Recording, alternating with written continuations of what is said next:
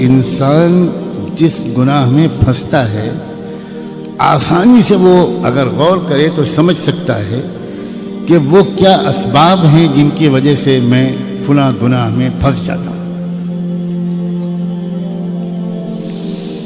کچھ گناہ وہ ہوتے ہیں، میرے نوجوان عزیز غور سے سنیں، کچھ گناہ وہ ہوتے ہیں جو تنہائی کی وجہ سے انسان جن میں مبتلا ہوتا ہے۔ وہ گناہ دوسروں کے سامنے وہ نہیں کر سکتا، وہ تنہائی ہی میں اس کے اوپر ایسا ایک جنون طاری ہوتا ہے کہ وہ ایسے گناہ کر بیٹھتا ہے جس سے اس کی صحت بھی خراب ہوتی ہے، آگے چل کر زندگی میں اس کو بہت شرمندہ ہونا پڑتا ہے، اس کی شادی شدہ زندگی کامیابی سے نہیں گزر سکتی، وہ بیچارہ اپنی بیوی کو سے آنکھ میں آنکھ ملا کے بات نہیں کر سکتا۔ ایسے گناہ انسان سے تنہائی ہی میں ہوتے ہیں اور نوجوانوں سے کثرت سے ہو رہے ہیں اس دور میں۔ ایسے لوگوں کو چاہیے کہ وہ ایک بات تو یہ اپنی زندگی کا وظیفہ بنائیں کہ ایسی تنہائی سے اپنے کو بچائیں۔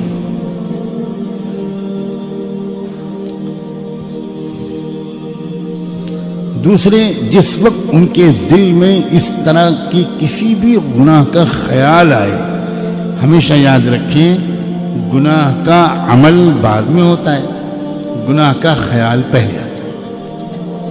کسی بھی عمل کا عملی طور پر کر گزرنا یہ دوسرا مرحلہ ہوتا ہے، پہلا مرحلہ ہوتا ہے خیال کا۔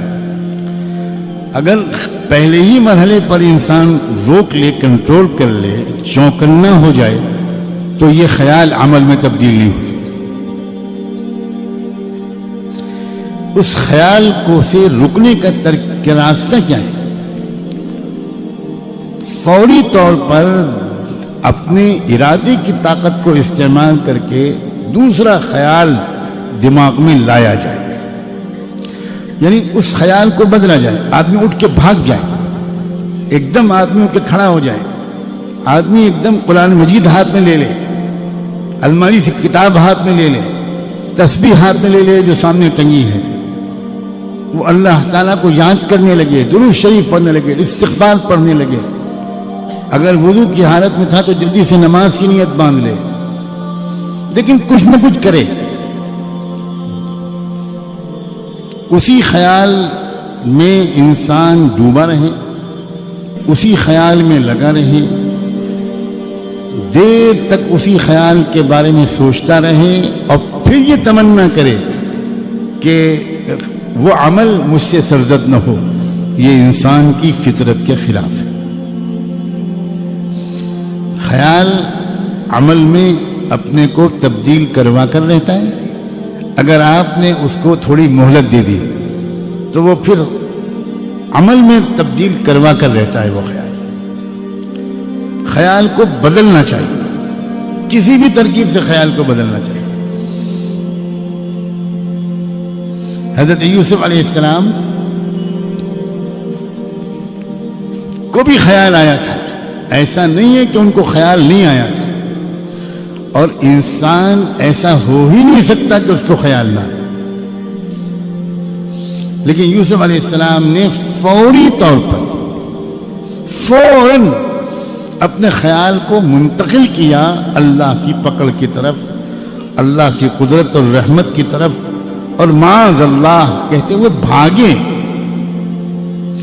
یعنی انسان اپنی حالت کو بدلے، اپنی حیت کو بدلے، لیٹا ہوا ہے تو بیٹھ جائے، بیٹھا ہوا ہے کھڑا ہو جائے، بھاگے، نکلے باہر، اپنی جگہ بدلے، پوزیشن بدلے، مقام بدلے۔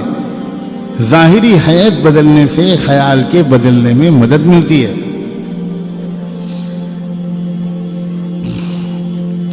کوئی یہ ساری ترکیبیں نہ کرے تو اس کا مطلب ہے کہ اس کے اندر اس گناہ سے بچنے کا جو ارادہ ہے وہی پورا پکا نہیں ہے، وہی سچا نہیں ہے۔ ابھی وہ اس گناہ کی نحوست کو سمجھ نہیں پایا، ابھی وہ اس گناہ کے نقصانات کو سمجھ نہیں پایا۔ عزیز نوجوانوں کو پوری دنیا میں اللہ یہ سمجھنے کی توفیق دے کہ زندگی کا سب سے قیمتی حصہ ہے جوانی. بننا ہوتا ہے جن انسانوں کو وہ جوانی ہی میں بنتے ہیں، بگڑنا ہوتا ہے جن کو وہ جوانی ہی میں بگڑتے ہیں. اگر یہ حصہ زندگی کا، اسی میں وہ صحت ہوتی ہے، اسی میں وہ قوت ہوتی ہے کہ انسان اس میں زیادہ سے زیادہ نیک اعمال کر سکتا ہے. بڑھاپے کی معذوریاں، مجبوریاں یہ تو تبھی معلوم ہوتی ہیں انسان کو جب خود بڑھاپا اس کے اوپر حاوی ہو جاتا ہے. اب اگر اس عمر کے اس منزل کو انسان نے گزار دیا ان گناہوں میں، تو سوائے اس کے کہ اس نے اپنے آپ کو دیمک لگوا لی اور اس نے اپنی صحت کو بھی تباہ کیا، چہرے کا نور بھی ختم ہو گیا، دماغ کی یادداشت بھی ختم ہو گئی، فیصلہ کرنے کی طاقت بھی جاتی رہی، صحیح غلط میں فرق کرنے کی استعداد بھی کمزور پڑ جاتی ہے،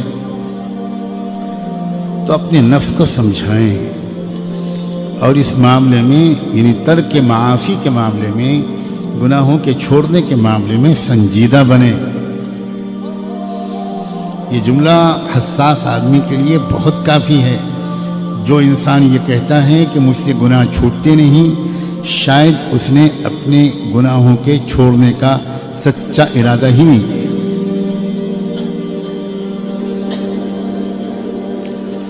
ورنہ ایک بار گناہ چھوڑنے کی عادت اگر پڑ جائے گی تو یقین کرو گناہ کرنا زیادہ مشکل ہو جائے گا، گناہ چھوڑنا لذیذ ہوگا.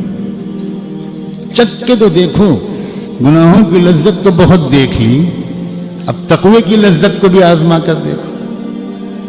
اب گناہوں سے پاک صاف زندگی کا جو سرور اور مزہ ہے اس کو بھی چکھ کر دیکھو، اس کے ذائقے کو بھی چکھ کر دیکھو. اس کے ذائقے کے چکھنے کے بعد گناہوں کے جھوٹے ذائقے کی طرف آنکھ اٹھا کر دیکھنے کا بھی دل نہیں چاہے گا.